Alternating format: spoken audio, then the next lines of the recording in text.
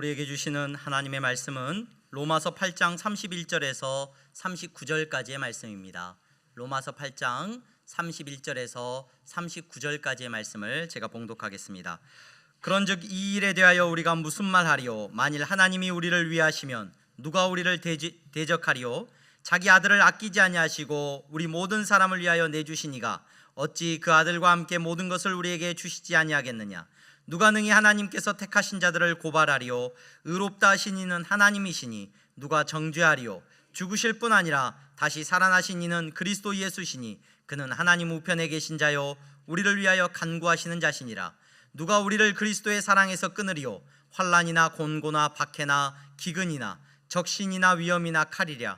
기록된 바 우리가 종일 주를 위하여 죽임을 당하게 되며 도살당할 양같이 여김을 받았나이다 함과 같으니라. 그러나 이 모든 일에 우리를 사랑하시는 이로 말미암아 우리가 넉넉히 이기느니라. 내가 확신하노니 사망이나 생명이나 천사들이나 권세자들이나 현재일이나 장래일이나 능력이나 높음이나 깊음이나 다른 어떤 피조물이라도 우리를 우리 주 그리스도 예수 안에 있는 하나님의 사랑에서 끊을 수 없으리라. 아멘. 아멘. 이 시간 샤론 찬양대 하나님 앞에 찬양하시겠습니다.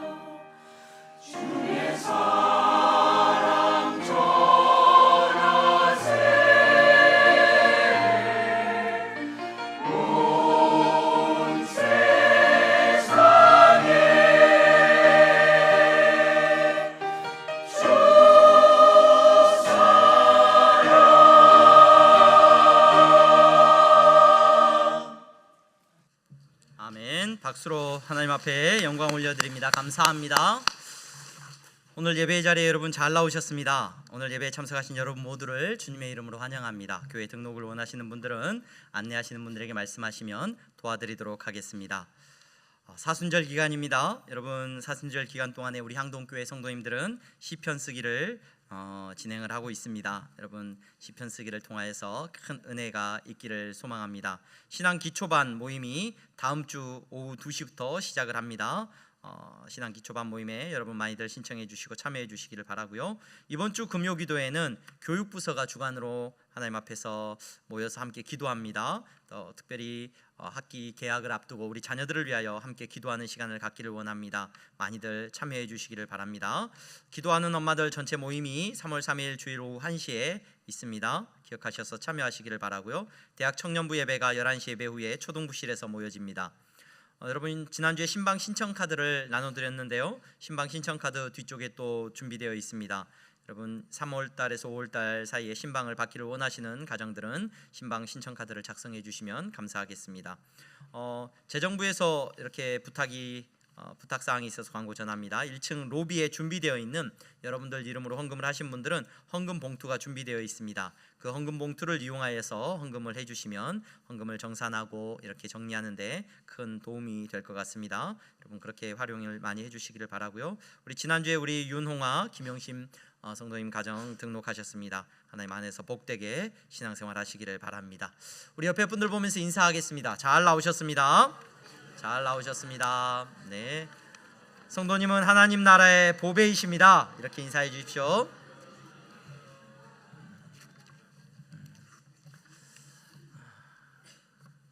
오늘 예배하는 여러분들에게 하나님께서 큰 은혜 주시기를 바랍니다. 로마서 8장의 마지막 부분의 말씀을 저와 여러분들이 오늘 살펴보려고 합니다. 그동안 우리가 로마서의 말씀을 쭉 살펴왔는데 이 로마서 8장을 이제 일단락으로 해서 로마서의 말씀을 정리하고자 합니다. 최근에 호모 콘수무스라고 하는 단어를 제가 새롭게 접하게 되었는데요. 소비하는 인간이라는 말입니다. 그러니까 뭐 사회적 인간이다, 뭐 이런 사람들을 표현하는 여러 표현들이 있는데 소비하는 인간이라는 말을 최근에 새롭게 다시 접하게 되었는데 이 소비하는 인간이라고 하는 말을 굉장히 심각하게 다루어 놓은 사람이 심리학자가 있는데 그 심리학자가 에릭 프롬이라고 하는 심리학자가 이 소비하는 인간이라는 말을 다루었습니다. 예전에 제가 읽었던 그 에릭 프롬의 소유냐 존재냐 또는 사랑의 기술 이런 책들에서는 언급되지는 않았는데 최근에 이렇게 이제 그분이 한 권의 책을 낸 게 아니라 여러 그분의 글들을 모아놓은 책인 것 같아요.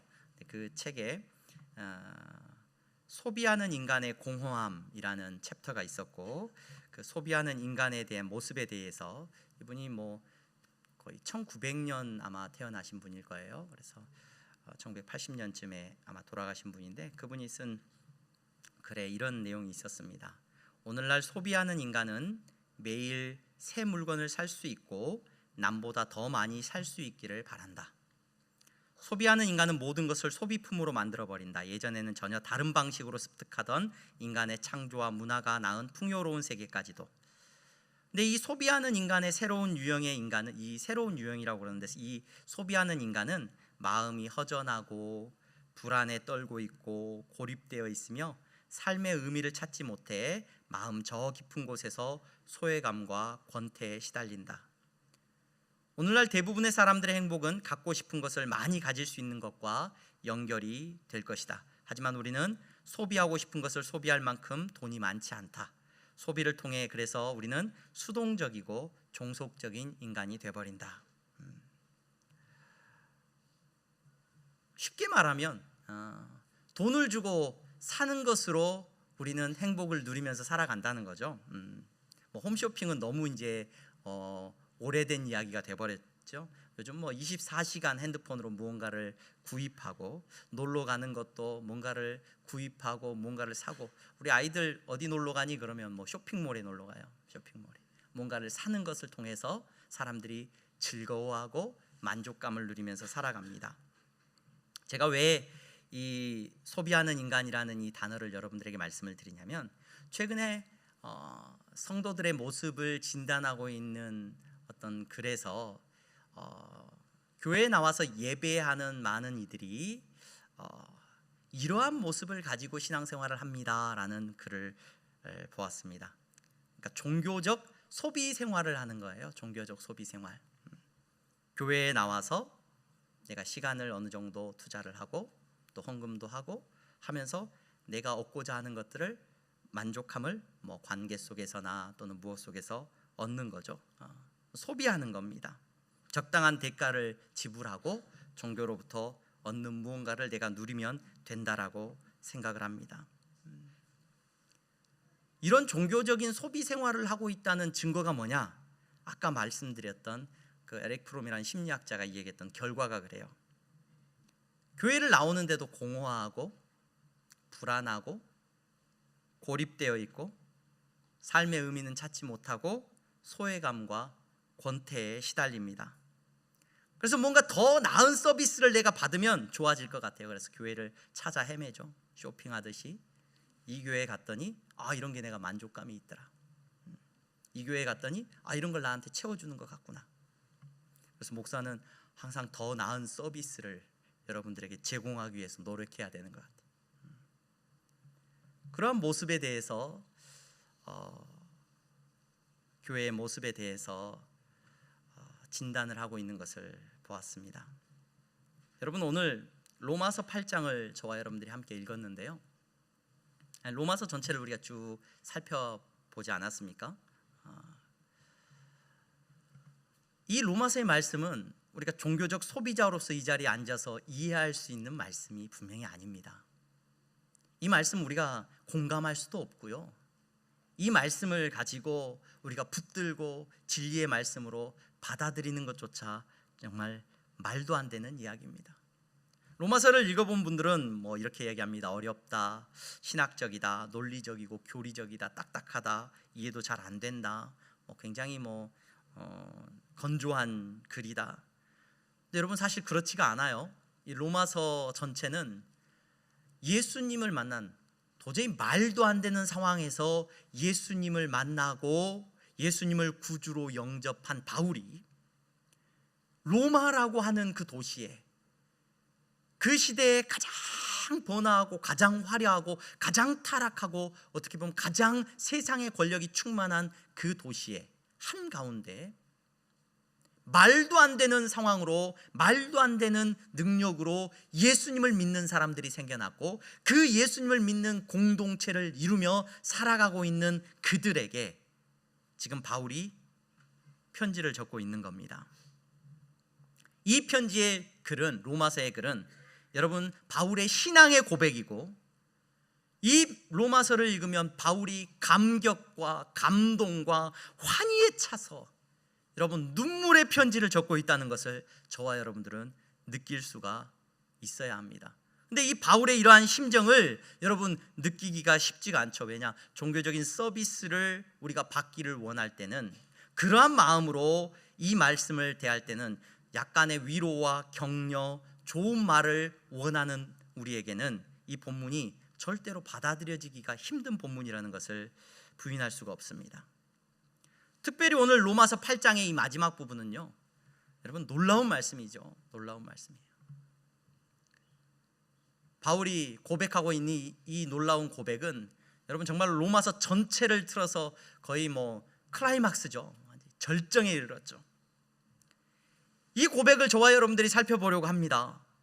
먼저 바울이 무엇을 이야기합니까? 이 일에 대하여 우리가 무슨 말이에요? 우리가 구원받고 하나님의 백성이 된 이 놀라운 사실을 바울이 이야기를 했는데, 이 일에 대해서 우리가 무엇을 말하겠습니까? 하나님이 우리를 위하시면 누가 우리를 대적하겠습니까? 여러분, 이 놀라운 결과가 어떻게 이루어진 거냐? 믿음이라는 결과로 이루어진 거죠. 유대인으로서 율법을 열심히 지키거나 무언가를 바쳐가지고 얻어낸 게 아니라는 거예요. 우리 부모님의 조상이 유대인이었고 내가 혈통적으로 어떤 사람이기 때문에 뭔가를 받은 결과도 아닙니다. 로마의 시민권을 그 당시에 많은 사람이 돈으로 샀어요. 마치 그러했던 것처럼 돈을 지불하고 하나님의 그런 사랑을, 하나님의 이런 돌보심을 우리가 대가로 지불받은 것도 아닙니다. 여러분, 바울은 고백을 합니다. 그 아들을 아끼지 아니하시고 우리에게 보내셨다. 여러분, 하나님의 아들을 받을 정도로 우리가 뭔가를 지불해야 된다라고 한다면 어느 정도를 지불해야 되는 건가요? 여러분, 하나님 앞에 얼마 정도를 지불하고 여러분 하나님의 아들을 죽기까지 사랑하시는 그 사랑을 여러분들이 받으신 겁니까?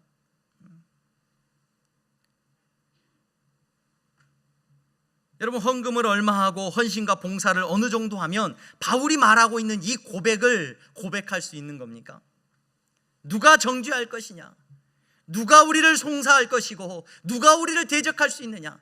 사탄도 우리를 대적하지 못하고 어떤 세상의 악한 것도 우리를 넘어뜨리지 못한다. 이 놀라운 고백을 우리가 어떻게 할 수 있습니까? 여러분, 바울이 이렇게 고백하는 이 놀라운 고백은 여러분 믿음에 대한 고백이거든요. 우리가 신앙생활하는 건 믿음 생활을 한다고 말을 합니다. 여러분, 그래서 이 믿음 생활이라는 것은 말씀드렸다시피 뭔가를 소비하는 그냥 종교적인 생활을 하는 사람이 절대로 깨달을 수도 없고 누릴 수도 없는 삶입니다. 믿음의 삶이라는 것은 무엇이냐? 내가 뭔가를 지출해서 뭔가를 얻는 것이 아닙니다. 오늘 바울이 말해주고 있는 이 믿음의 삶은 내 모든 인격이 다 주님의 것이라는 고백이라는 것을 기억하시기를 바랍니다. 예수님을 믿는다고 하는 것은 그런 것을 말합니다. 여러분, 하나님께서 여러분들을 지키시고 여러분들을 보호하시고 인도하십니다. 왜요? 여러분이 주님의 것이기 때문인 줄로 믿습니다. 믿음은 내 존재 전부가 주님의 것임을 고백하는 거예요.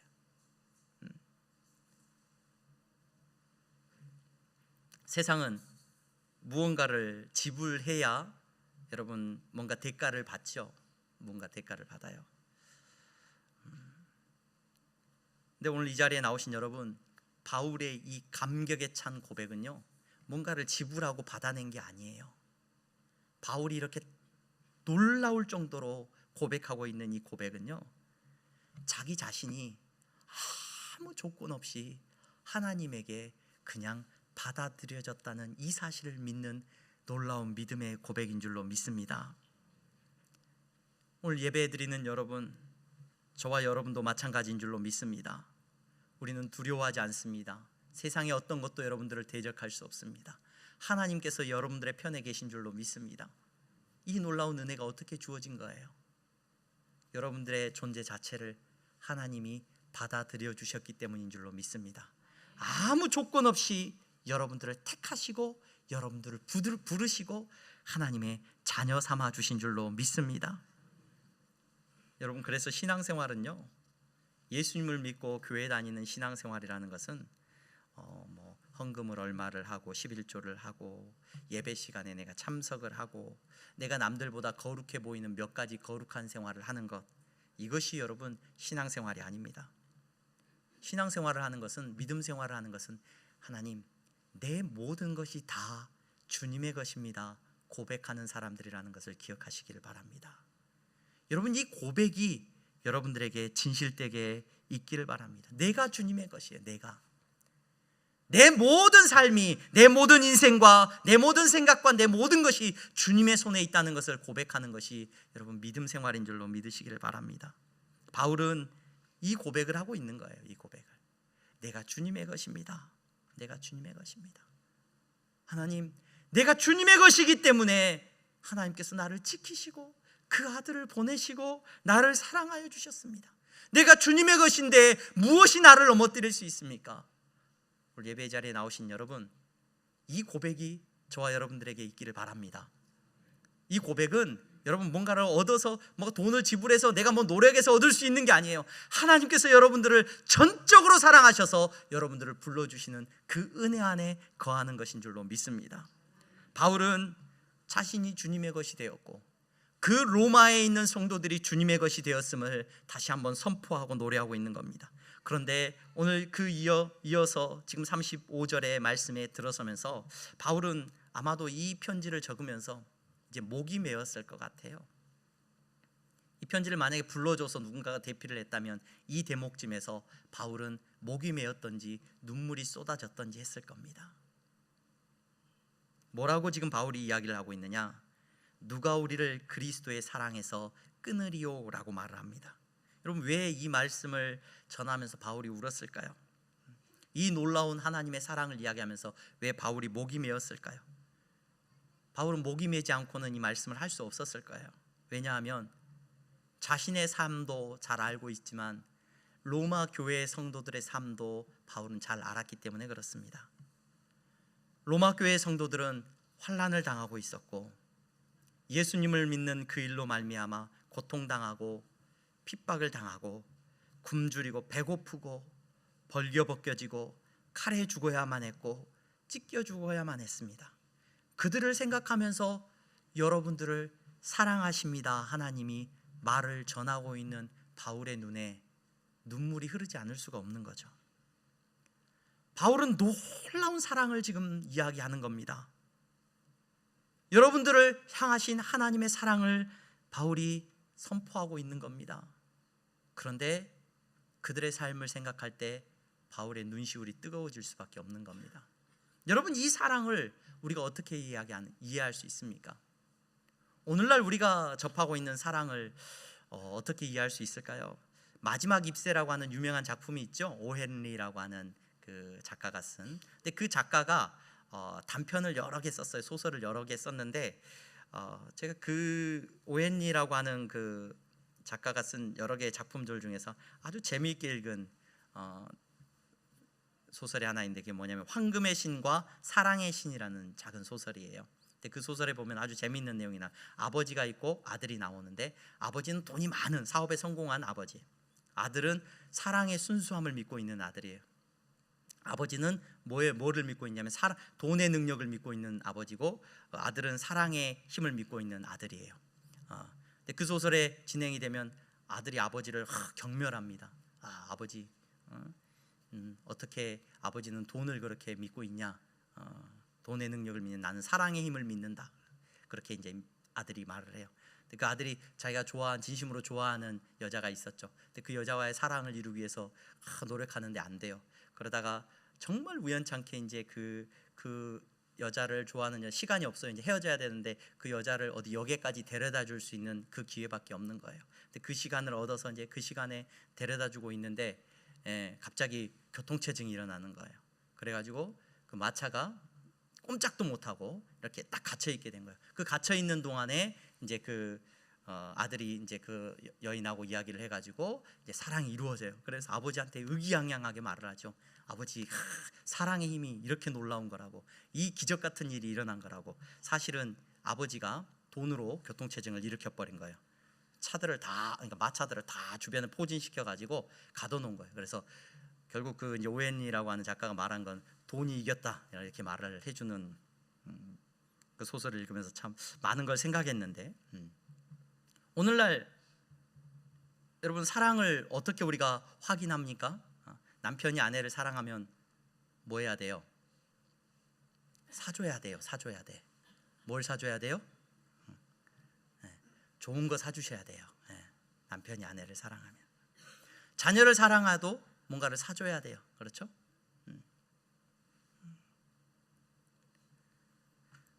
여러분, 그래서 사랑을 받고 사랑을 하기 위해서 늘 불안해요. 부모 자식 간에도 내가 뭔가를 잘해야 부모로부터 사랑을 받을 수 있다는 거 우리 잘 알아요. 조건 없이 사랑하죠. 우리 자녀들을 조건 없이 사랑하려고 하죠. 그렇지만 연약한 우리 자신은 여러분 자녀가 여러분 늘 속성이고 말썽 피우고 뭐 매일 근심의 제목이면은 글쎄요 끝까지 사랑할 수 있을지 모르겠습니다. 그래서 이 사랑을 하면서도 늘 불안합니다. 우리의 부부 관계가 남편이 돈을 못 벌어오면 유지될 수 있을까? 이 사랑하는 관계라는 것이 내가 좋은 것을 사주지 못하는데도 이 관계가 유지될 수 있을까? 우리 자신이 부족하기 때문에 여러분 이 사랑으로부터서 우리는 만족감이나 안정감을 누리는 것이 아니라 이 사랑 안에서도 우리는 소비해야 하고 그 소비의 결과물로 서로를 사랑하고 있다고 확인을 받기를 원해요. 그러다 보니까 아까 말했던 것처럼 공허하고 불안하고 걱정이 찾아옵니다. 여러분 하나님께서 우리를 사랑하신다 그런다고 한다면 하나님은 사랑이다, God is love, 이거 얼마나 많이 좋아합니까? 하나님은 사랑이시다, 하나님이 우리를 사랑하시다 그러면 그 증거가 뭐가 돼야 됩니까? 내가 더 많이 소비할 수 있도록 하나님이 나를 도와주셔야 되지 않겠습니까? 내가 조금만 드려도 하나님은 많은 걸 주셔야죠. 하나님은 사랑이신 거죠. 그게 사랑 아니겠습니까?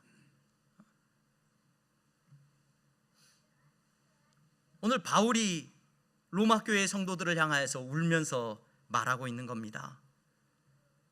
여러분, 환난이나 곤고나 핍박이나 기근이나 적신이나 위험이나 칼이나, 여러분 어떤 고난을 당하더라도 하나님이 여러분들을 사랑하신다는 사실은 변함이 없습니다.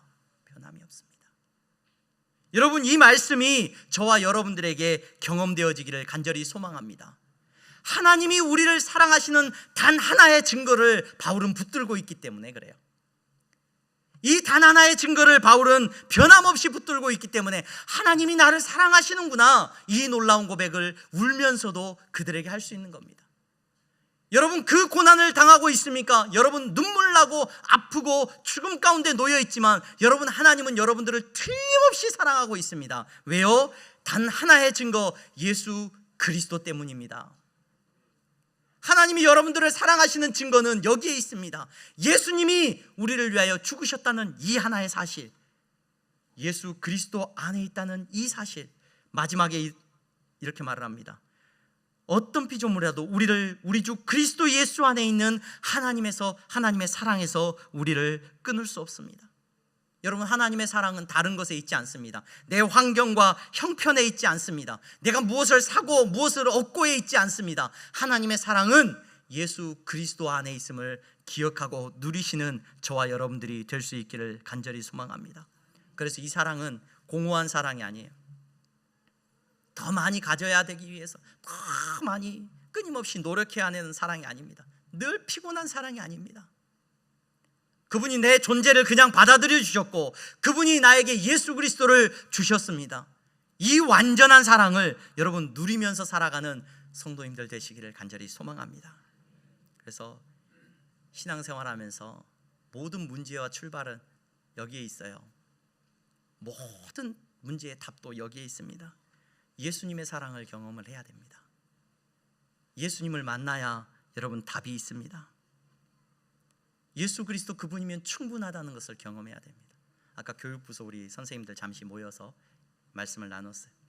교육부서 학생들 만나러 가기 전에 여러분, 좋은 선생님이 되기를 바랍니다. 좋은 선생님이 되려면 어떠해야 될까요? 이런 얘기를. 좋은 교육부서 선생님이 되려면 여러분, 가정에서 여러분 좋은 부부관계를 유지하기 위해서 좋은 남자가 돼야 되고 좋은 여자가 돼야 되죠. 그렇죠? 여러분, 좋은 남자가 되고 좋은 여자가 되기 위해서 뭐가 필요하냐? 어렸을 때부터 사랑을 받아야 됩니까? 사랑을 받지 않아야 됩니까? 사랑을 받아야 된다는 걸 우리는 늘 이야기합니다. 자녀가 부모로부터 충분히 건강한 사랑을 받아야 이 자녀가 자라서 건강한 인격체가 되고 건강한 또 가정생활을 할 수 있고 누군가에게 건강한 사람으로 다가갈 수 있다는 것을 많은 사람들이 이야기를 합니다. 좋은 선생님을 만나기를 원하는데 좋은 선생님도 어떤 사람이냐? 사랑이 충만한 사람이어야 돼요. 부모로부터 사랑을 충분히 받고 그래서 그 안에 사랑이 넘쳐나는 사람이 건강한 선생님이고 건강한 선생님으로서의 자격이 있다는 것을 이야기를 합니다. 오늘 이 자리에 나오신 여러분들의 신앙생활에 그리스도의 사랑이 충만하게 경험되어졌기를 간절히 소망합니다. 이걸 경험한 사람은 문제가 안 생겨요. 근데 이 그리스도의 사랑을 경험하지 못하면 교회 안에서 어떤 일을 해도 다툼이 생기고 분쟁이 일어나고 뭐 때문에? 결핍 때문에. 이 사랑에 대한 결핍 때문에. 사랑을 경험해 본 적이 없어요. 메말라 있어요. 조금만 문제가 생기면 의심하게 되고 판단하게 되고 정죄하게 되고. 내 안에 예수 그리스도의 사랑이 충만하게 채워져 있으면 여러분 어떤 일을 하면서도 감사하고 찬양하는 능력이 나타날 줄로 믿습니다. 여러분, 기독교는요 빈곤의 종교가 아닙니다. 교회 다니면 가끔 그런 이야기를 막 무소유를 실천하고 막 뭔가 없애야 될 것 같고 그렇죠? 그것이 막 기독교의 어떤 종교인의 아름다운 모습인 것 같아요. 여러분, 그런데 기독교는 그런 것들을 추구하는 종교가 아닙니다. 청빈의 삶을 살아가는 거 필요하죠. 네, 필요합니다. 근데 왜 그게 가능한지 아십니까, 여러분? 예수 그리스도를 가지면 다 가진 것이라는 것을 경험한 사람에게 나타나는 증거예요. 예수 그리스도를 경험하지 못하면 여러분 교회 다니면서도 다 움켜쥐려고 하고 다른 사람보다 더 좋은 옷을 입어야 되고 더 좋은 차를 몰아야 되고 더 좋은 집에 살아야 되고 더 가져야 되고 더 가져야 되고, 그래서 자랑하는 것이 뭐냐? 예수 그리스도를 자랑하지 않죠. 교회 나와서 제가 우리 성도님들에게 늘 말씀드렸습니다. 교회 안에서 비교하거나 교회 안에서 판단하거나 교회 안에서 절대 그러지 말아달라고 부탁을 합니다. 교회 안에서 이 비교와 이 서로를 향한 판단하는 마음이 얼마나 충만한지 몰라요. 다른 데 가서는 자랑할 데가 없어도 교회 가서 자랑할 게 있어요. 여러분, 기독교는 예수 그리스도를 가지면 다 가진 것이에요. 예수님을 만나면 다 얻은 것입니다. 오늘 하나님의 사랑 안에서 저와 여러분들이 만족함을 누리는 귀하고 복된 성도가 되기를 간절히 소망합니다. 이걸 얻지 못하면 여러분, 신앙생활하면서 우리는 종교적인 소비 생활을 하게 돼요. 여기저기 찾아다니는, 더 뭔가를 나에게 채워줄 뭔가를 찾아서 헤매는 신앙생활을 하게 됩니다. 가끔 안타까운 소식들이 들려옵니다. 사람들이 일가족이 다 안타까운 이렇게 결정을 내리고 세상을 떠났다. 그 왜 소망이 없다라고 생각했냐? 더 이상 소비할 수 없을 때, 내가 뭔가를 더 이상 살 수 없으니까 나 이 세상 끝났다. 내가 뭔가를 소비할 수 없으니까 나는 이제 이 세상에 더 이상 살 의미가 없다. 많은 가정이 불행하다고 연구 결과가 나옵니다. 왜냐? 소비하는 것으로 행복을 얻을 수 있는데 우리의 눈이 바라보는 소비는 뭐예요?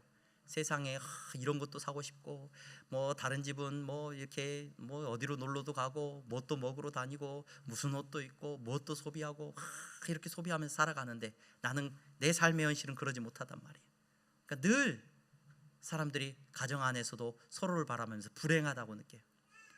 누구 집은 이걸 선물을 사줬고 이걸 샀는데 나는 못 샀으니까, 나는 이걸 못 샀으니까 더 불행하다고 생각을 합니다. 여러분, 그리스도인의 가정은 다른 줄로 믿습니다. 예수 그리스도로 말미암아 여러분 그 사랑을 경험하셨기를 소망하고, 세상이 줄 수 없는 그 사랑의 만족함을 여러분들이 경험하셨기를 소망합니다. 예수님을 얻으면 다 얻은 거예요. 기독교는 이 예수 그리스도로 말미암아 완전함을 누리는 종교입니다. 여러분, 예수님을 얻으면 여러분 풍족함을 누리게 됩니다. 여러분, 무언가를 소비하지 못해도 내 안에 기쁨이 넘치는 은혜를 경험하게 될 줄로 믿습니다. 하나님의 사랑이 예수 그리스도 안에 여러분들에게 있습니다. 뭔가를 더 움켜쥐려고 살아가는 인생이 아니라 예수 그리스도, 그분을 만나고 그분을 누리시고 그분으로 말미암아 충만한 삶을 사는 우리 향동교회에 출석하는 모든 성도님들 되시기를 주님의 이름으로 축원합니다. 기도하겠습니다. 거룩하신 하나님, 감사합니다. 사랑하는 성도들, 오늘 하나님 앞에 예배합니다. 저들의 마음이 예수님으로 인하여 충만하게 하여 주시옵소서. 삶의 공고함 속에서 하나님 이 말씀을 읽으면서 예수 그리스도 안에 하나님의 사랑이 있음을 깨닫고 그분으로 말미암아 변함없는 만족과 감사를 누리는 성도들이 다 될 수 있도록 은혜 베풀어 주시옵소서. 예수 그리스도의 이름으로 기도하옵나이다. 아멘.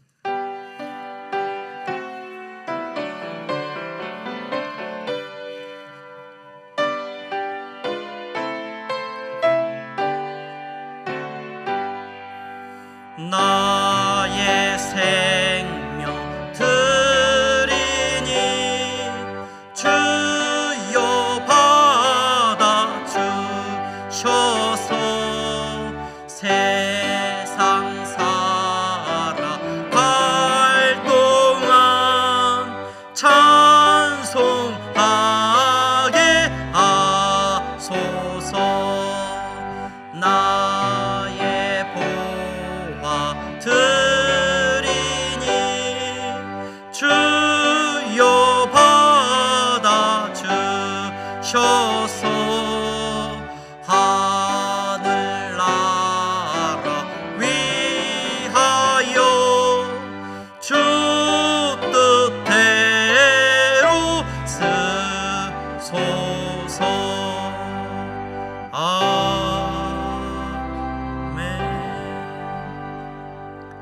거룩하신 하나님, 이 시간 사랑하는 성도들이 하나님 앞에 예배하며 물질을 구별하여 드렸습니다.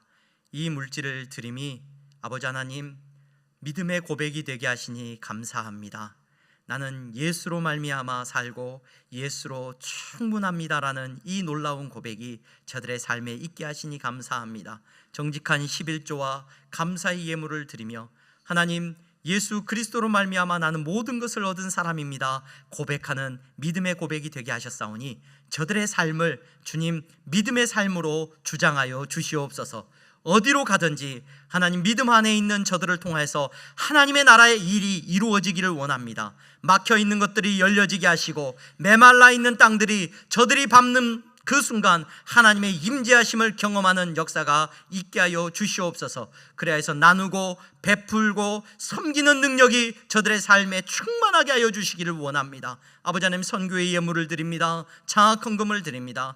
아버지 하나님 건축헌금을 드립니다. 보이지 않는 곳에서 교회를 위하여 헌신하며 수고합니다. 저들의 섬김과 헌신을 통하여서 하나님의 나라가 이루어지기를 원합니다. 주님의 뜻이 이루어지게 하여 주시옵소서. 물질적인 어려움 때문에 경제적인 어려움 때문에 아버지 하나님 절망하고 낙담하고 있는 성도들이 있습니까? 더 큰 위로와 은혜를 허락하여 주시옵소서. 하나님께서 저들의 마음을 지켜주시고 예수 그리스도로 아버지 하나님 만족하는 마음을 주시고 세상의 물질로 인하여서 절망하지 않도록 더 큰 위로를 허락하여 주시옵소서. 예수 그리스도의 이름으로 기도하옵나이다. 아멘.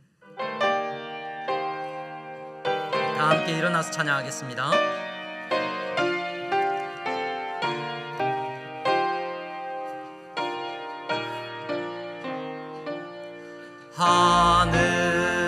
하늘에 계신 아버지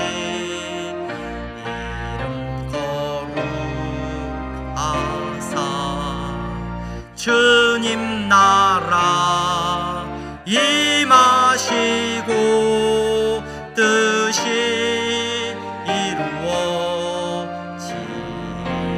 이루어지다.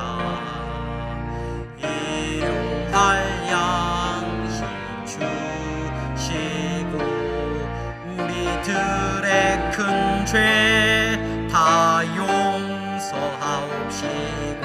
또 시험에 들게 마시고 악에서 구원하소서. 되게 주의 나라 주의 권세 주의 영광 영원히